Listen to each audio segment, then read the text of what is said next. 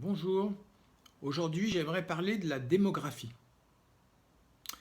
La dernière fois j'ai parlé de la supériorité médicale des femmes qui consiste essentiellement dans une espèce de peut-être de constitution plus solide qui fait que les femmes en général vivent plus longtemps, résistent mieux aux maladies et surtout à la souffrance.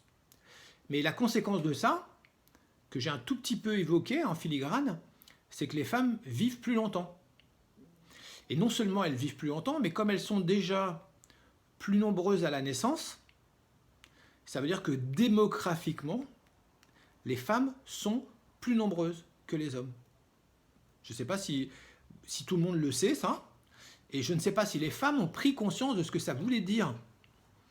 Parce que s'il y a, d'après les calculs, entre 51 à 52% d'enfants filles par rapport aux garçons, ça veut dire que les femmes ont la majorité démographique, donc politique, partout.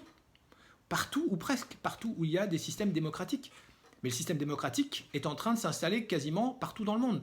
Même dans les pays où il y a des monarchies, on voit bien que les monarchies qui veulent tenir, elles sont obligées de lâcher du lest.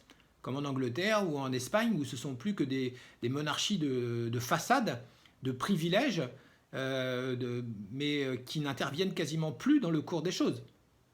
Parce que voilà, aujourd'hui, tout le monde a envie de liberté, de liberté politique. Donc c'est la démocratie qui est le modèle de base aujourd'hui, qui s'impose à tout le monde, et la démocratie profite mécaniquement aux plus nombreux, c'est-à-dire aux femmes. La question, c'est pourquoi les femmes n'ont pas conscience de ça, et pourquoi les femmes n'utilisent pas ça.